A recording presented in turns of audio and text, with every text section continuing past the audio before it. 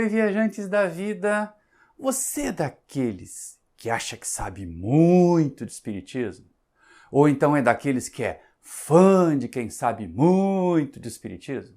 Bem, na nossa próxima viagem, nós vamos bater um papo sobre saber e amar vivenciando.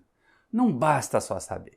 Então, enquanto roda a vinheta, você já aproveita, se inscreve aí no canal, acione o sininho para receber notificações, deixa um like, se não gostar, pode deixar um dislike lá no final e, sobretudo, dá um comentário aí. Deixa um comentário para a gente saber como é que o nosso trabalho está chegando até você. Desde já, obrigado e boa viagem!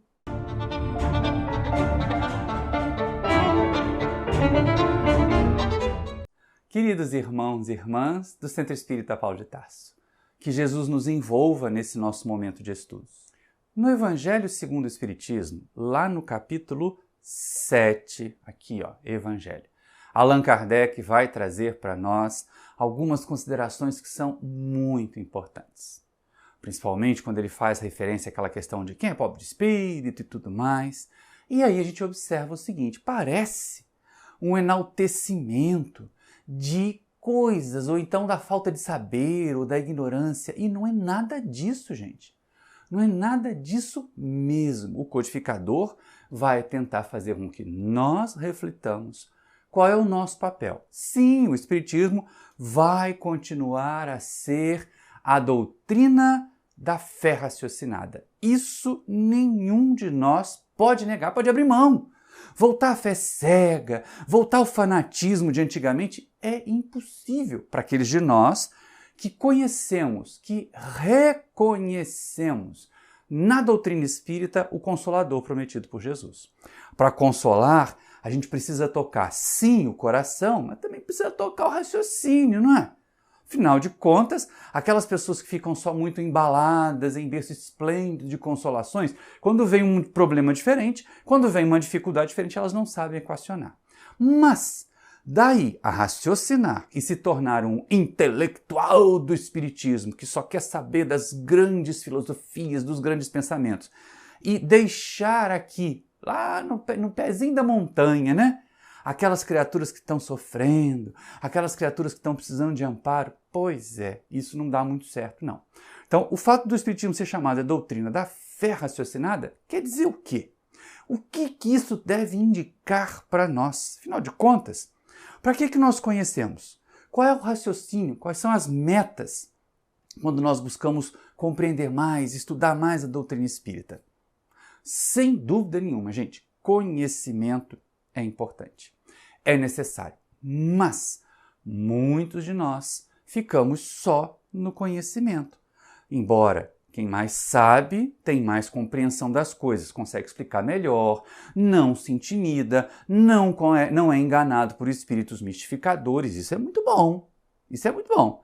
Mas também quem tem mais compreensão tem mais liberdade de ação, porque sabe o que pode, o que não pode, o que é conveniente, o que não é conveniente, nas muitas atitudes da vida. Então nós escolhemos evoluir porque compreendemos. Isso é muito positivo. Isso é muito bom. E ninguém vai negar isso, gente. Está aí a ciência trazendo progresso. Nós estamos aqui hoje conversando, eu com vocês, graças aos progressos da ciência. Imaginaram na época de Kardec? Tinha que escrever uma carta, ela levava 3 meses para chegar no destinatário, aí o destinatário respondia quando podia, mandava a mensagem dos espíritos que recebiam na reunião dele quando podia, aí mandava de volta mais 3 meses de volta para Kardec. É um milagre, né? Botando um monte de aspas aí nessa história, que Kardec tenha conseguido produzir tantos livros com essa sistemática de dificuldade de informação. Então a tecnologia é muito bom. Ela vem muito bem, vem muito a calhar, desde que nós não sejamos reféns dela. Desde que nós sejamos os donos desse conhecimento para saber usar esse conhecimento na transformação de nós mesmos, em primeiro lugar, porque a gente só pode mudar a gente, e do mundo à nossa volta, através das nossas ações e assim por diante. E é exatamente aí o que nós estamos a fazer com as nossas inteligências. O que nós fazemos com a compreensão que nós temos. E aí, como eu falei, aqui no capítulo 7 do Evangelho segundo o Espiritismo, o codificador traz um trem interessantíssimo, muito interessante mesmo. Ele nos pergunta qual é a missão da criatura inteligente na Terra. O que é aquelas criaturas que têm essa facilidade de aprender, que têm essa compreensão mais facilitada, têm a fazer? É só acumular conhecimento? Já imaginou? Acumular conhecimento, virar doutores em espiritismo? Graças a Deus. Graças a Deus, não tem nenhum curso de teologia espírita que seja reconhecido, que seja de verdade, né, gente?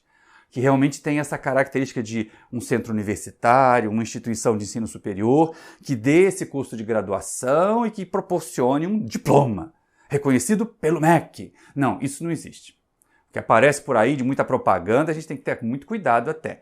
Até porque corre-se o risco de criar o mito do doutor, do sabichão, do sabe-tudo, da sabe-tudo de espiritismo, e aí o que aquela criatura fala vira lei, e as pessoas deixam de raciocinar. E aí se põe por terra a doutrina da fé raciocinada, uai. Então a ideia é a gente conhecer para aplicar. É isso que se espera de nós.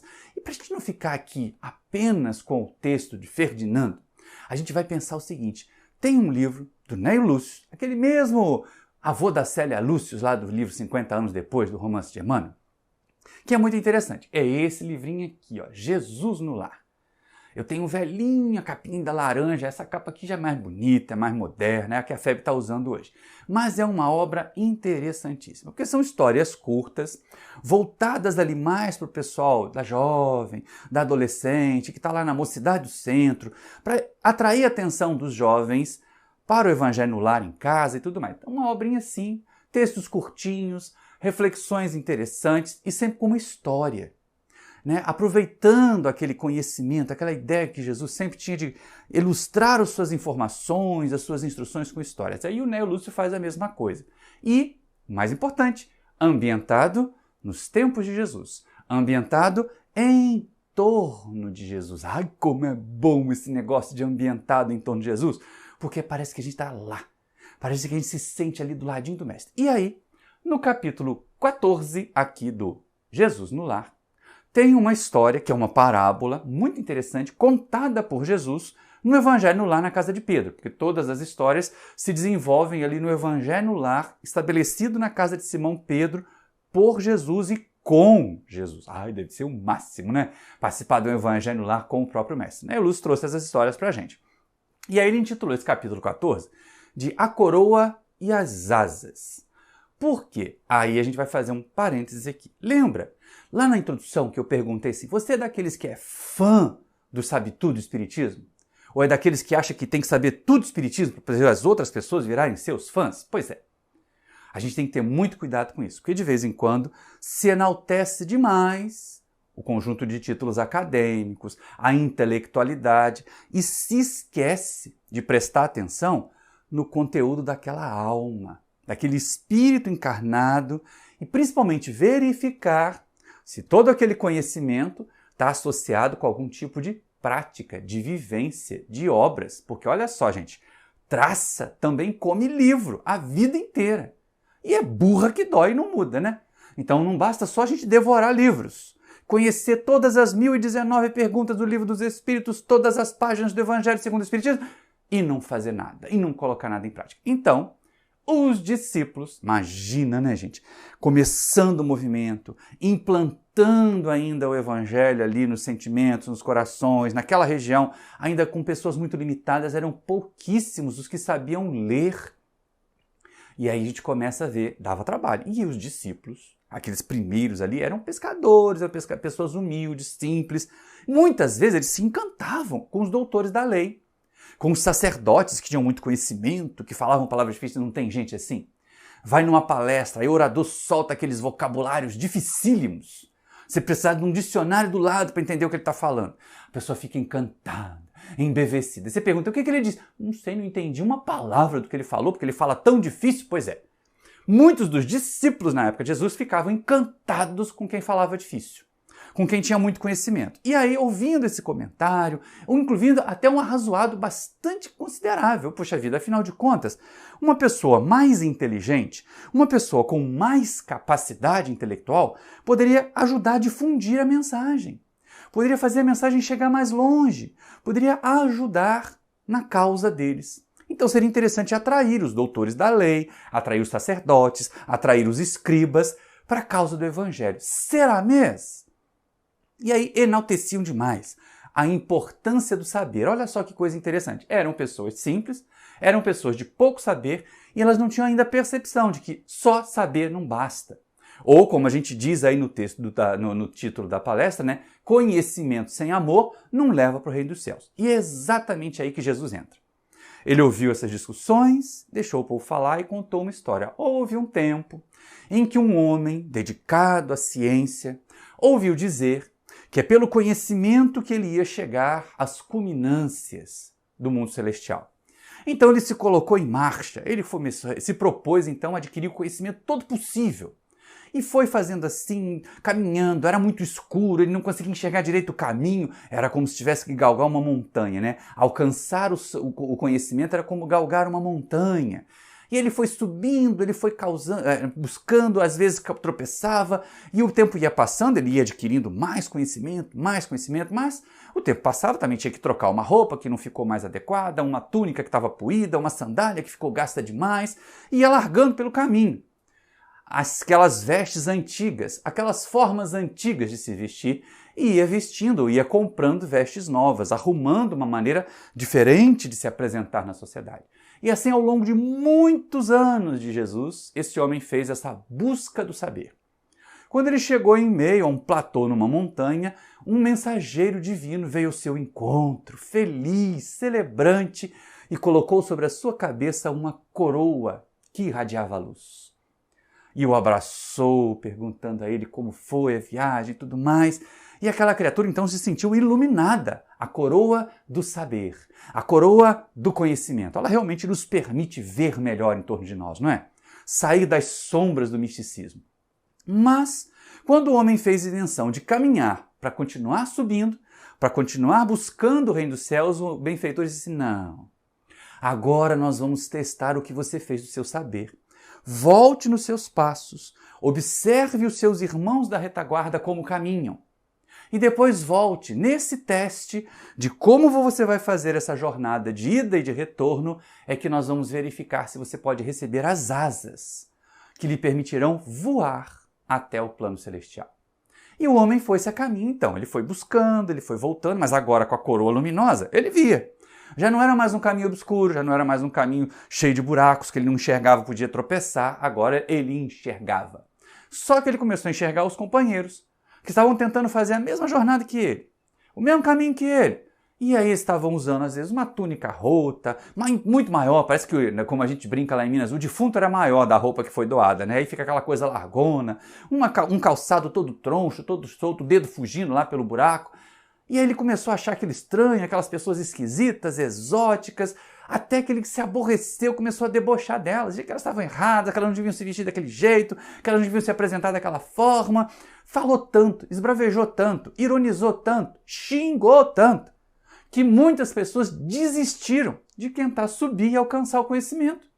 E resolveram ficar ali, na calmaria, na mesmice da planície. Terminada essa viagem, ele volta lá todo orgulhoso, todo senhor de si, e encontra então um benfeitor espiritual todo triste, lamentoso, assim: ah, mas você não soube. O conhecimento que você adquiriu deveria ser usado para você amparar, orientar os seus irmãos da retaguarda. As roupas rotas, as sandálias gastas, que você os viu usando, eram as mesmas que você deixou pelo caminho. E a gente começa a perceber, gente, que parábola linda! Porque essa questão das roupas rotas, das sandálias gastas, são os nossos clichês, são os nossos paradigmas, que à medida que nós vamos ganhando conhecimento, nós vamos nos desfazendo deles. Não teve tempo em que a medicina achava que tinha que aplicar sanguessuga nas veias das pessoas para elas poderem tratar das doenças? Pois é, hoje isso não é um paradigma mais, graças a Deus, né? Não é mais um paradigma. Então, lá o indivíduo diz: agora você tem que voltar, aprender a servir, amparar os seus irmãos de jornada para que eles também façam o percurso com você. Só assim você terá as asas que lhe permitirão chegar aos planos celestiais. E aí os discípulos ficaram encantados, assim, preocupados: o que Jesus quer dizer com isso? O que Jesus está querendo dizer com isso? E o mestre então fecha: não basta o conhecimento. Ele é apenas o primeiro passo. Ele não é um fim em si mesmo. Aqueles que têm conhecimento, mas não têm amor, aqueles que têm conhecimento e não usam o conhecimento para iluminar também a mente dos seus irmãos, não alcançarão o reino dos céus. E aí, nós temos essa mesma proposta. Agora a gente pode tirar aqui o Jesus no lar e ficar com o Evangelho segundo o Espiritismo ao longo do nosso estudo, embora algumas referências depois. Mas é interessante a gente pensar assim, qual foi a decepção, a frustração desse homem da parábola que Jesus conta, né? Ele achou que bastava ter título acadêmico, bastava ter muita ciência, muito conhecimento, que já estava, fadado à felicidade. E não estava. Faltava vivenciar. Faltava aplicar aquele conhecimento todo para melhorar o mundo em que ele vivia. E muitas pessoas, tanto os fãs de sabidões e sabidonas do Espiritismo, quanto os que se acham sabidões e sabidonas do Espiritismo, têm que voltar aqui no capítulo 7, no item 13 do Evangelho segundo o Espiritismo, e reler a missão da criatura. Lá está o homem, né? Mas para a gente não se chamar de machista aqui, da criatura inteligente na Terra, porque o homem lá está no sentido de humanidade, da criatura inteligente na Terra, para saber o que a gente tem que fazer.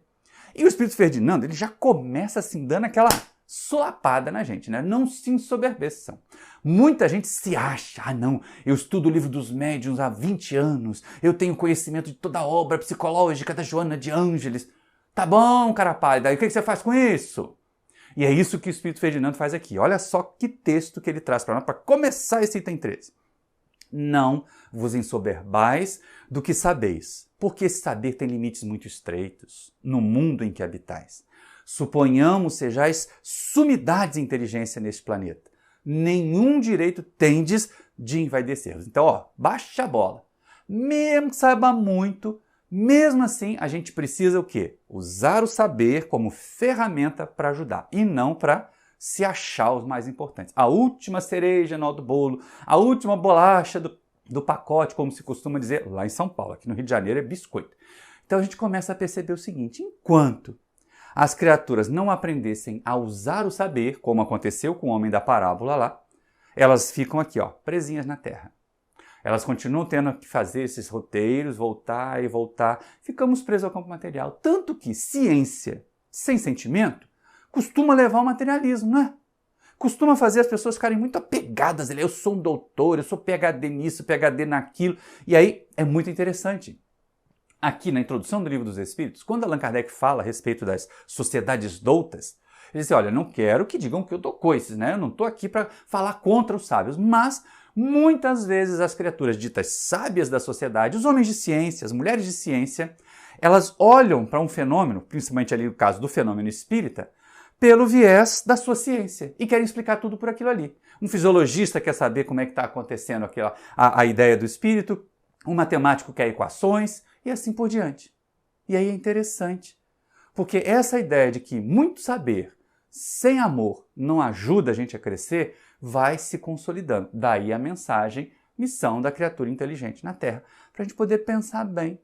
É interessante isso, porque sim, a gente precisa aprender a amar. Da mesma forma como ainda para mim. Enquanto ele não aprendeu a amar, ficou preso aqui na Terra. E não tem problema não, vai descobrir um monte de coisa, vai desenvolver uma tecnologia, mas pode até usar esse negócio para o mal. Então essa é uma questão. Em que pé que está o nosso movimento hoje, né? Em que pé que estão os nossos centros? Como é que é o seu centro aí?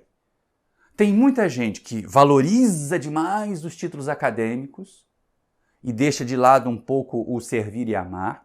Ou tem aquele povo que ainda, lá do passadão, assim, basta boa vontade é tudo. Boa vontade sem conhecimento, a gente faz um monte de bobrinha, faz um monte de coisa errada. Então, não, boa vontade só não basta. Quando eu comecei a trabalhar na mediunidade, lá em 1986, não é nem tão longe, não. Não é nem tão no passado, não. Mas a gente já ouvia um monte de assim, eu sou médium de berço, eu não preciso estudar esse negócio aí de livro dos médiuns, não. Precisa sim. Precisa sempre. Agora, o que vamos fazer com esse conhecimento? Porque só boa vontade não basta, mas só conhecimento também não basta. Valorizar demais essa ideia da academia, dos títulos. De vez em quando chega alguém no centro espírita que é professor universitário, que é advogado, que é engenheiro, aí o pessoal fica logo encantado. Fulano de tal, Beltrano, é muito inteligente, bota ele lá na tribuna para fazer palestra. E é um desastre. Porque a criatura pode ser muito boa na área dela e ainda não ter nenhum senso, nenhum conhecimento de doutrina espírita. Então é muito importante a gente ter esse cuidado. Se no passado se valorizava muito o fenômeno mediúnico, sem valorizar o estudo, hoje a gente começa a ver um outro tipo de vício. Valorizar muito o rótulo acadêmico. Eu fico com arrepio no perispírito toda vez que eu vou ver um cartaz anunciando a palestra de alguém num centro espírita,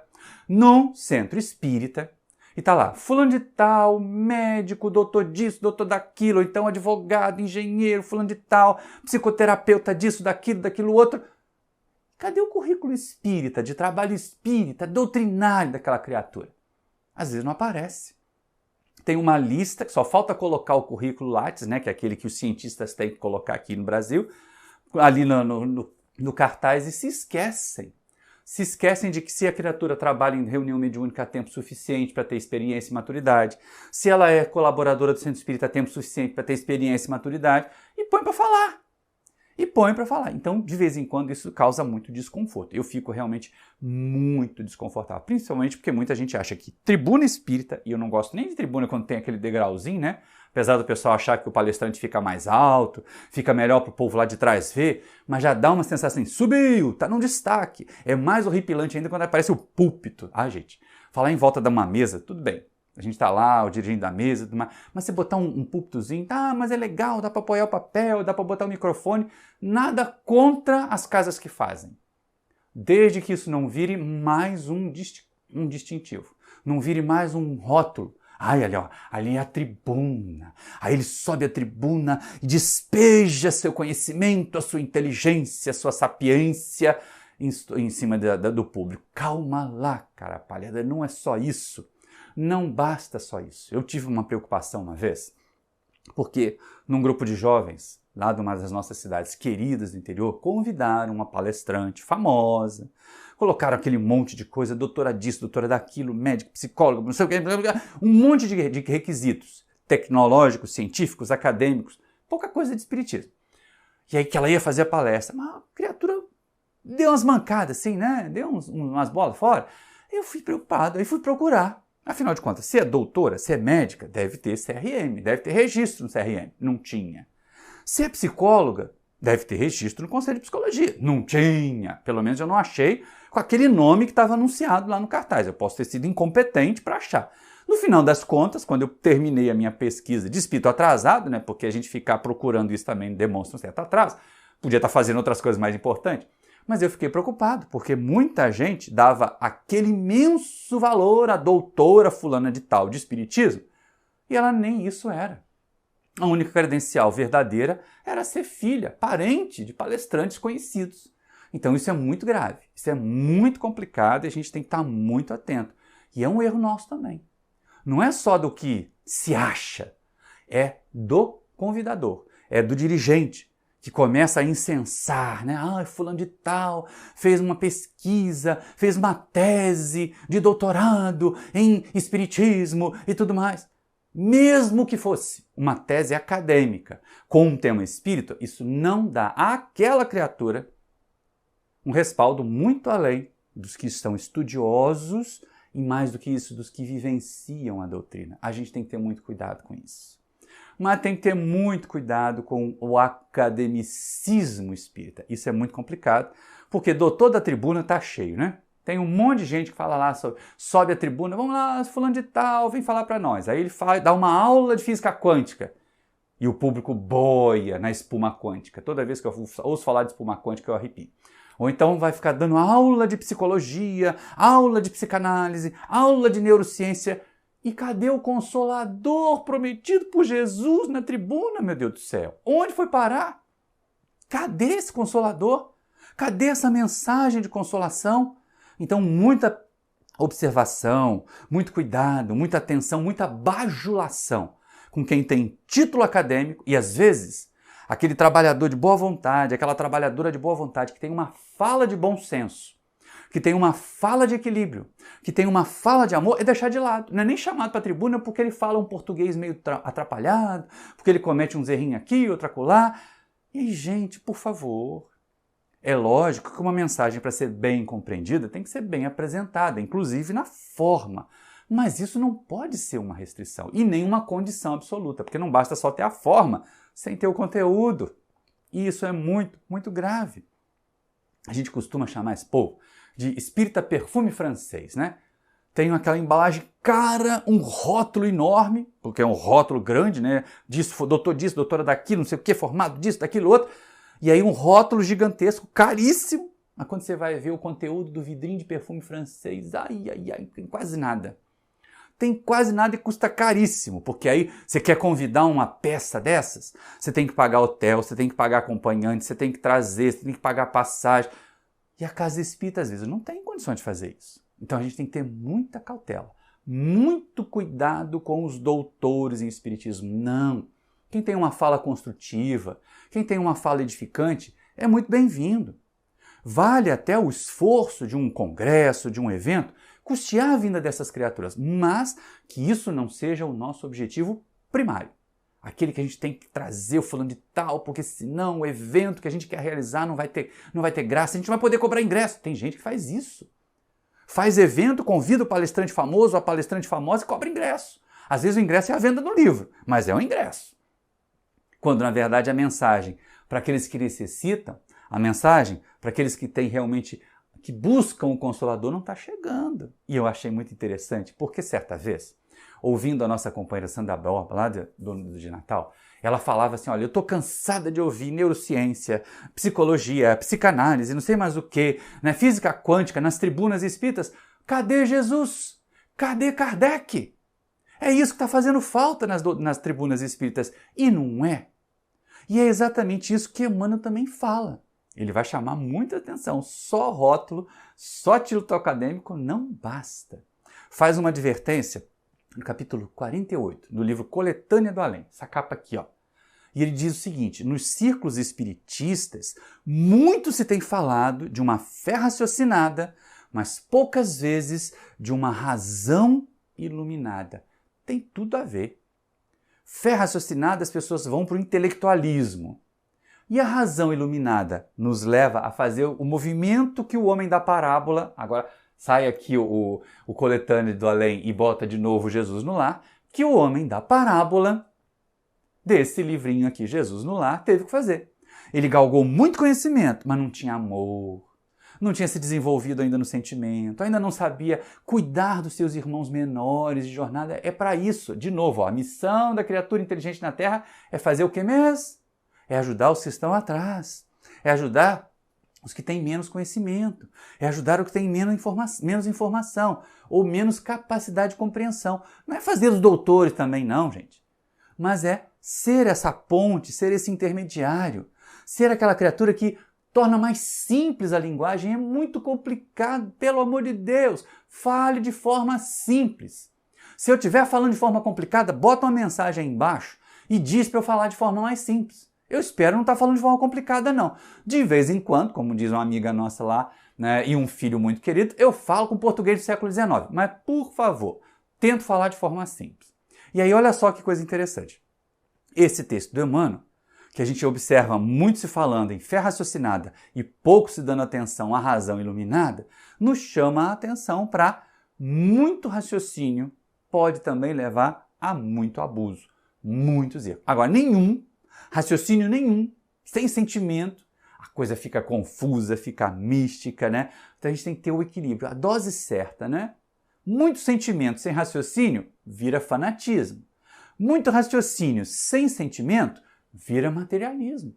Gente, materialismo no espiritismo pode acontecer. A gente tem que ter um cuidado danado com isso. Porque, olha só, não vale tanto conhecimento. É preciso voltar lá na questão da parábola e aprender o que fazer com esse conhecimento, usar bem esse conhecimento. Conhecimento é um meio para a gente alcançar um fim. Por isso que o homem da parábola aqui do Jesus no Lar parou no meio. Estava faltando as asas. Ele tinha a coroa do conhecimento, a coroa que iluminava, que permitia ver os caminhos, mas ele ainda não tinha as asas para poder, as asas do sentimento, as asas da afetividade, para poder ir mais além. E é exatamente isso que o Espírito Ferdinando nos faz refletir aqui no Evangelho. Agora você pode ir, Jesus, lá. Né? Aqui no Evangelho, o Espírito Ferdinando nos faz refletir. Ele chama atenção para o seguinte: qual é a finalidade? Qual é o objetivo do conhecimento? Olha que interessante. Se Deus, em seus desígnios, vos fez nascer num meio onde pudeste desenvolver a vossa inteligência, é que deseja que a utilizeis para o bem de todos. É uma missão que vos dá, pondo-vos nas mãos o instrumento com que podeis desenvolver, por vossa vez, as inteligências retardatárias e conduzi-las a eles. E é isso mesmo. Volta, traz as inteligências retardatárias, ajude essas inteligências a compreenderem melhor a divindade. Por isso a necessidade de traduzir com sentimento o conhecimento, de forma que ele seja facilmente compreendido. É muito a missão do educador, não é? É muito Allan Kardec. Aquele educador por excelência, que se dedicava, que fez esforços, que realmente entendeu qual era a missão que tinha sido proposta para ele. E é isso que foi proposto lá para o homem da parábola que Jesus contou. E aí o Espírito Ferdinando ainda vai chamar a nossa atenção o seguinte: olha só, imagina alguém que tem muito conhecimento e tripudia dos outros, como o homem da parábola fez na primeira viagem. Na segunda ele voltou de cachimbo caído, né? Agora sabia o que tinha que fazer, ele começou a ajudar os irmãos que estavam no caminho. E não ficou reclamando, e não ficou debochando, e não ficou ironizando. Mas tem muita gente que faz isso. Tem muita gente que ironiza. Tem muita gente que mergulha tanto na ciência, fica tão mergulhado na ciência que acaba ficando materialista. E materialista começa a dizer que não existe nada. Não existe nada de espiritual, não existe nada além da matéria, não existe nada além do corpo físico. Meu Deus, não pode ser verdade. Meu Deus, não pode ser assim. E a gente tem que estar muito atento. E é exatamente aí que o Espírito Ferdinando fala: se você tem conhecimento, para que serve? Qual é a utilidade? Aí vem, olha só. A natureza do instrumento não está a indicar a que utilização deve prestar-se? A enxada que o jardineiro entrega ao seu ajudante não mostra a esse último que lhe cumpre cavar a terra? Que diríeis se esse ajudante, em vez de trabalhar, erguesse a enxada para ferir o seu patrão? Dirias que é horrível e que ele merece ser expulso. E não é. Olha aí de novo, a gente tendo que pensar lá no movimento espírita, dos doutores da tribuna, falando um monte de coisa, desfiando títulos acadêmicos, mas não tocando os corações. Não ajudando as criaturas a se sentirem melhores. Menos neurociência, menos física quântica, menos psicanálise. E mais Jesus, e mais o Consolador.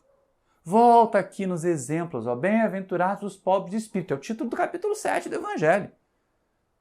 Então, é os que são humildes, os que são simples, os que são sedentos pelas informações do Espírito. É isso que conta.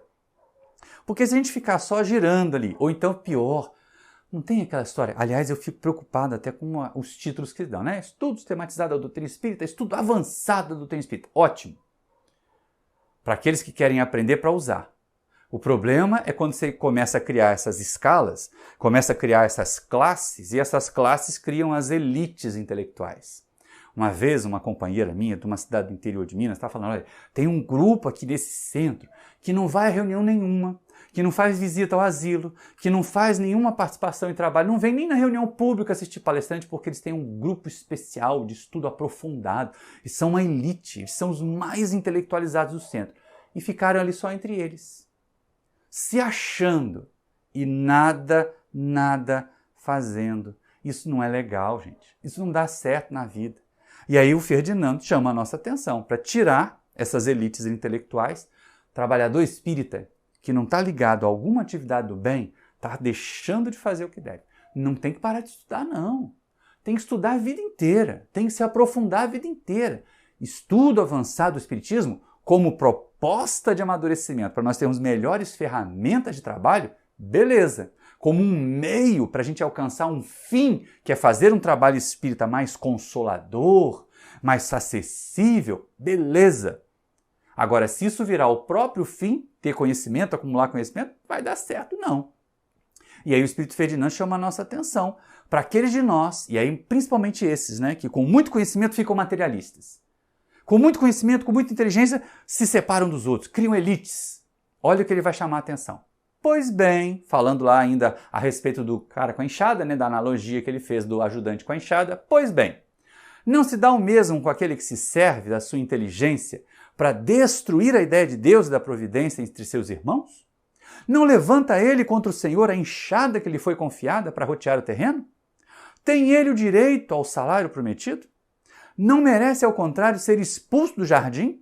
Sê-lo-á, não duvideis, e atravessará existências miseráveis, cheias de humilhações, até que se curve diante daquele a quem tudo deve. Aí a gente começa a pensar de novo no homem da parábola e na recomendação que o Espírito Superior fez.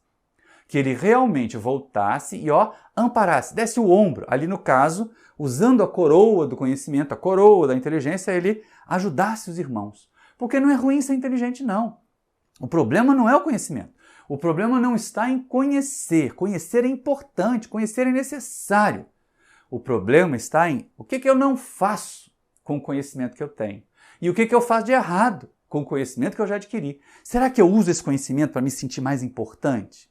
Para criar de novo aqueles iniciados, né? Lembra nos tempos remotos em que você tinha as criaturas fazendo iniciação numa determinada doutrina secreta? Espiritismo não é doutrina secreta, gente. Espiritismo é doutrina consoladora. Ele tem que estar disponível para as pessoas alcançarem. Disponível para as pessoas, cada um no seu tempo de maturidade. Mas ele precisa estar disponível para as pessoas entenderem à medida que elas forem amadurecendo moral e espiritualmente. Isso é verdade. Mas a linguagem, a transmissão e principalmente a exemplificação, ela é necessária. E o Espírito Ferdinand, ele não critica a inteligência, não. Ele não diz que a criatura inteligente ele pode ser reprovado, ele disse lá que aquele que usa a inteligência, aqui na verdade, né? Ele disse aqui que aquele que usa a inteligência para ferir o seu irmão, esse vai ser reprovado, esse vai passar por situações difíceis. Mas a inteligência não é ruim. E é exatamente aí que vem essa nova passagem. Vamos botar mais um slide aqui que é interessante, porque ele vai chamar a atenção para isso. Olha só, a inteligência é rica de méritos para o futuro, mas sob a condição de ser bem empregada. E aí a chave. Tem que ser bem empregada, tem que ser usada para fazer o bem, tem que ser usada para consolar. Daí a missão da criatura inteligente na Terra é ser instrumento. Pergunte aí, do que eu tenho aqui na cacholinha, no cérebro, daquilo que eu já aprendi, daquilo que eu já compreendi, que eu já estou colocando a serviço dos meus irmãos que sabem menos. Não é interessante? Quando a gente vai estudar o Livro dos Espíritos, perceber que no começo da encarnação, lá na infância, os espíritos estão muito mais propensos, muito mais abertos a receber valores novos, a assimilar valores novos. Pois é, imagina um evangelizador, não vai falar de física quântica, de neurociência para as crianças, mas que tenha esse dom, que tenha esse talento aí do professor Rivaio, não é de Kardec, né? Do educador professor Hipólito Leão Denis Rivaio, de transmitir às crianças com entusiasmo aquele conhecimento. Eu me lembro da minha época, no começo do tempo espírita, da época da evangelização, que era aquela coisa meio temerosa, né? Dava até medo de ir para evangelizar, porque você tinha sempre aquelas apostilas feias, aquele pessoal com má vontade de evangelizar. Necessário que o evangelizador seja empolgado, porque é naquela fase que é mais fácil assimilar. Usa a inteligência aí. A gente tem inteligência para tanta coisa. Usa a inteligência para poder ser um bom transmissor do conhecimento, principalmente pelos exemplos, né? Que não tem melhor maneira de ensinar do que fazendo. Foi isso que fez de Jesus tão brilhante. Foi isso que fez Jesus tão grande para nós. Ele vivenciou cada um dos seus ensinamentos. E aí o Ferdinand continua. Olha só que interessante. Se todos os homens que a possuem, a inteligência, né, dela se servissem de conformidade com a vontade de Deus, fácil seria para os espíritos a tarefa de fazer que a humanidade avance. Infelizmente, muitos a tornam um instrumento de orgulho e de perdição contra si mesmos. Olha só que coisa interessante, né? A gente tem a tarefa de facilitar a evolução, de ser facilitador da evolução dos outros, e aí o que faz? Guarda para si. Não, se eu revelar isso aqui, as outras pessoas não vão achar que eu sou importante, então eu não vou compartilhar. Tem um monte de gente assim. E eu ouvi às vezes, olha só que coisa estranha, né? O educador, por excelência, ele tem que se sentir feliz que o seu educando vá além dele, até porque ele está vivendo um outro tempo. Imagina, agora eu vou entregar a idade aqui. Quando eu estudei uma determinada parte lá da minha formação acadêmica, a gente tinha que pegar um gráfico no papel, impresso, cheio de um monte de linha, chamado carta psicrométrica. Tá? Esse desenho aqui, olha só que coisa feia, né? Para poder descobrir qual era a umidade do ar. Hoje, por causa da ciência, tem um monte de programa. Você joga lá a temperatura, joga a umidade, pum, aparece aquilo que a gente gastava o olho ali naquele gráfico tentando saber. Não gasta tempo olhando aqui não, hein, gente? É só para ilustrar. Mas, é lógico, o educador tem que querer que o educando faça voos mais altos.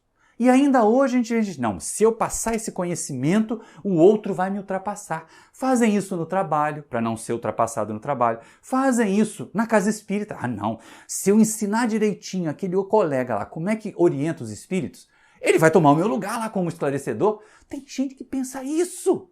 Ai, meu Deus do céu. Tem gente que age assim. Então fica guardando, fica usando o conhecimento como forma de perdição contra si mesmo. Isso é grave.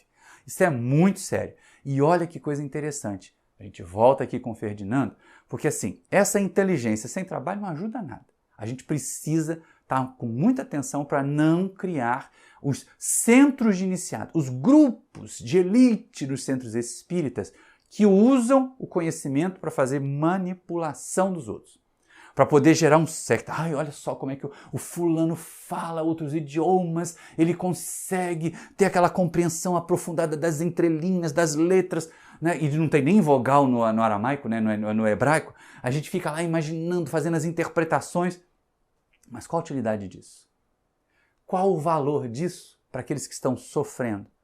Qual o valor de falar de espuma quântica para uma mãe que está ali na casa espírita, sentada ali naquela terceira fila, na segunda cadeira, olha lá, ela está sentindo a dor da desencarnação de um filho que acabou de partir. O que a espuma quântica vai trazer para ela? Nada. Mas quando se fala assim, Jesus abrindo os braços disse à multidão, vinde a mim todos vós que estáis aflitos e sobrecarregados, eu vos aliviarei. Mesmo que aquela senhora, na terceira fila, na segunda cadeira, cria aí uma imagem do centro espírita na sua mente, né? Que estava ali desconsolada, ela dizia, Jesus vai cuidar do meu filho.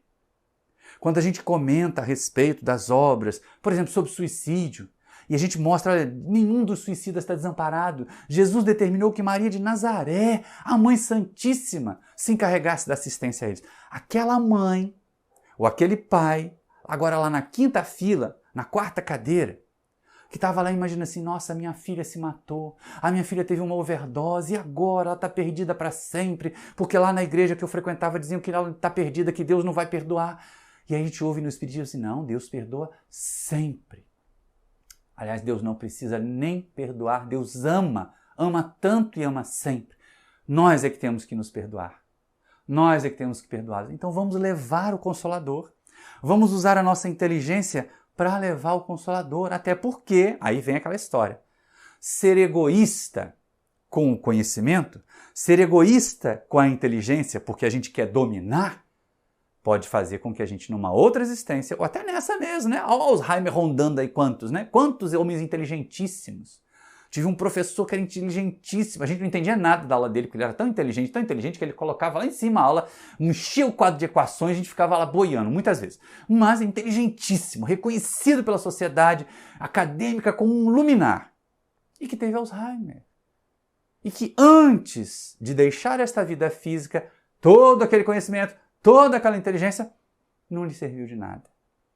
Então o Espírito adverte assim, olha só. O homem abusa da inteligência como de todas as suas outras faculdades. E, no entanto, não lhe faltam ensinamentos que o advirtam de que uma poderosa mão pode retirar o que lhe concedeu. Não é, gente?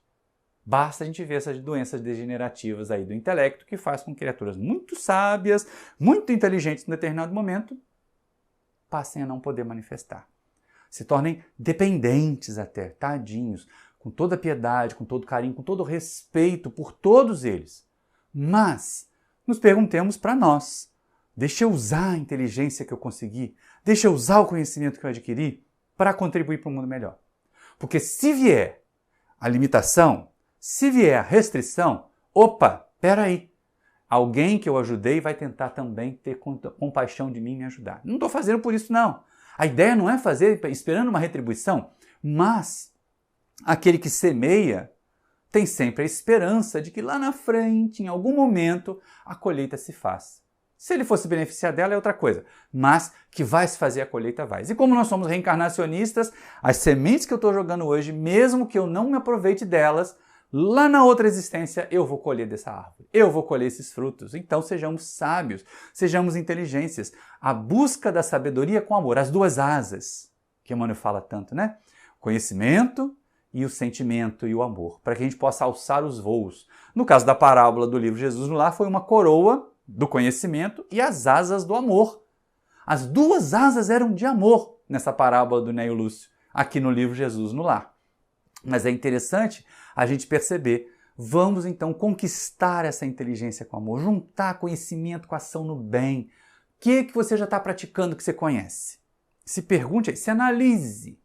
O que você já está praticando, aquilo que você conhece? Será que a gente faz o suficiente? Porque às vezes a gente não vai mudar o mundo inteiro, mas não dá para mudar a sua rua?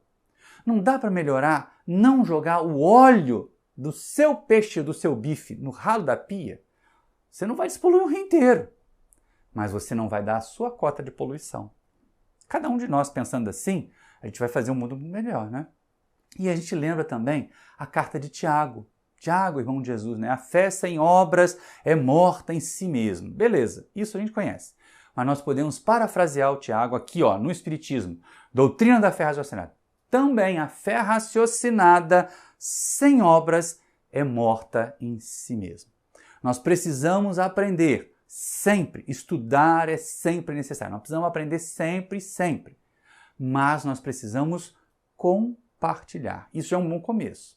Você que está estudando, você que leu um livro legal, dá sugestão desse livro legal para alguém. Você que está vendo um vídeo que achou que é instrutivo, manda o link do vídeo que achou que é instrutivo para aquele seu companheiro, sua companheira da educação mediúnica. Né? Aproveita que, por exemplo, a gente tem aqui no canal a playlist Mediunidade em Foco. Para quem quer estudar mediunidade, é a nossa contribuição. Ah, é a melhor de todas. Não, não é a melhor de todas. Tem um monte de gente que tem muito mais experiência e um jeito melhor de apresentar. Mas é a minha contribuição. É a minha tentativa de compartilhar o conhecimento que eu já adquiri.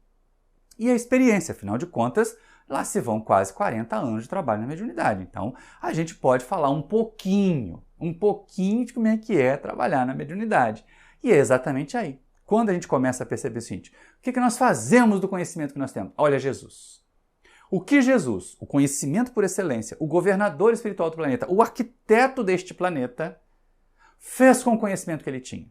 Ele guardou só para ele? Não. Ele compartilhou com 12, depois ele compartilhou com 70, depois ele compartilhou com 500, na dose que cada um deles podia assimilar, na razão que cada um deles podia conquistar. Não era indiscriminado. Não adianta pegar uma criança de jardim de infância e querer dar aula de física quântica para ela.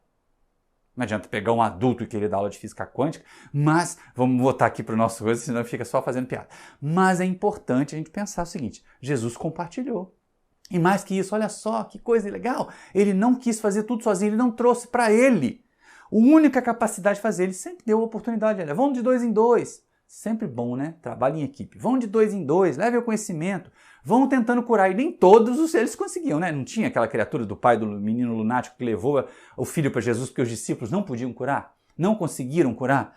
Então, nem todas as vezes que Jesus mandou os discípulos em tarefa, eles tiveram sucesso. Mas Jesus mandou em tarefa. Ele deu o conhecimento, ele deu o exemplo e ele disse assim, agora vão e pratiquem. Agora vão e vivenciem. A gente tem vivenciado. A gente tem recebido tanto da doutrina espírita. A gente tem vivenciado. Como está sendo a nossa ação no bem? Vamos começar por aí. Eu tenho guardado os meus comentários ruins e não colocado esses comentários na rede social, porque a gente tem que ter esse cuidado também, né? Para aqueles que estão com a evolução a caminho, o mau pensamento ainda ocorre. A diferença é que a gente, refreia. A gente não joga adiante, a gente não despeja o mau pensamento em cima dos outros.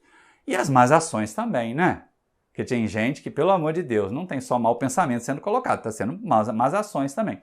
Então é a questão importante. Ver Jesus. como ensinar? Exemplificando, mostrando como se faz. Se nós queremos dar noção de tolerância, de paciência, sejamos os primeiros tolerantes de paciência e tenhamos a coragem, a humildade de pedir desculpa toda vez que a gente se destemperar. A gente precisa.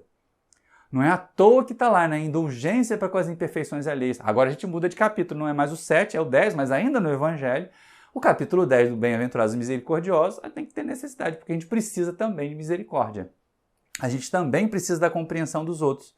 E essa questão é interessante. Nós somos convocados a ser educadores de almas. Aqui por Kardec, no capítulo 7 do Evangelho segundo o Espiritismo, aqui por Neio Lúcio. Esse livro voltou tantas vezes à tela, né? Aqui por Neio Lúcio no livro Jesus no Lar. Somos convocados a ser condutores, mas não aqueles, né, que determinam o que tu vai fazer, que suplantam a vontade. Não, ao contrário. Liberte. Dê autonomia, trabalhe para que o outro tenha autonomia e não fique dependente de você. Que eles saibam fazer, porque de vez em quando a gente não erra até na educação do filho. O filho está lá querendo lavar a louça, aí você vê que o prato cai, aí quebra um copo, aí você, não, deixa que eu faço. E aí nunca dá a oportunidade do filho aprender, da filha aprender. Então, deixemos que o outro aprenda. Ah, mas não vai sair como eu faço. Que bom! De repente a gente aprende um outro jeito de fazer, melhor até do que o nosso.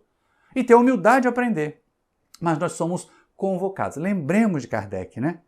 O educador por excelência. Sempre vivenciando simplicidade, sim. Nada de ficar falando arrogante. Nada de ficar buscando palavreado difícil.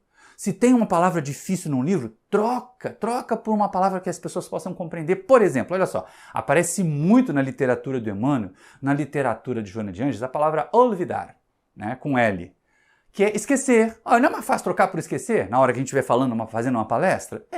Então troca.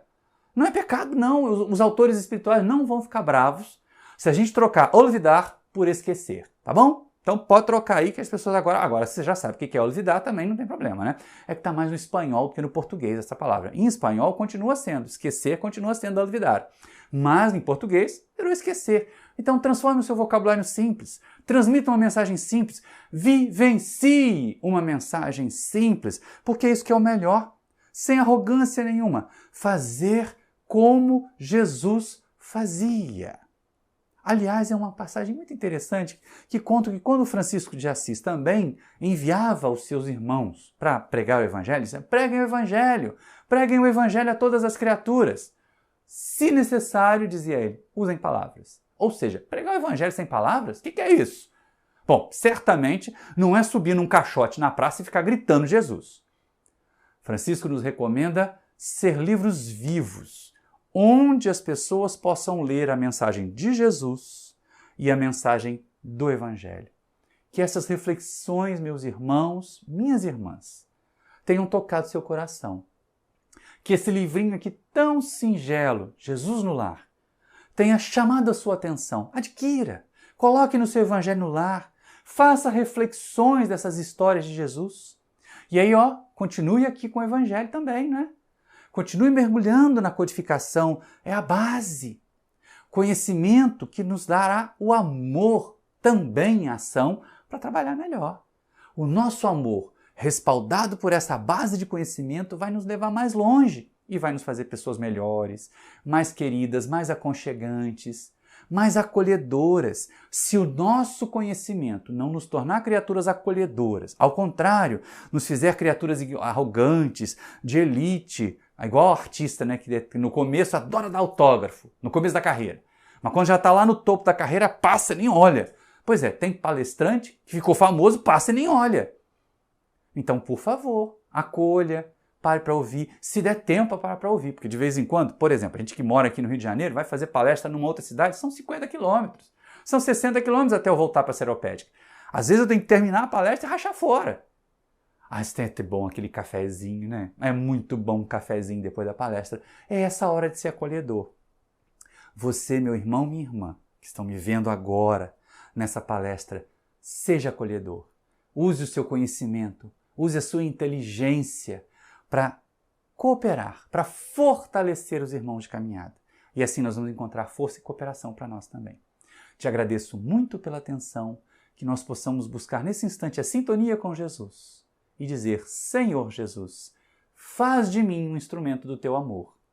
Que o nosso conhecimento seja o canal que leve amor às criaturas.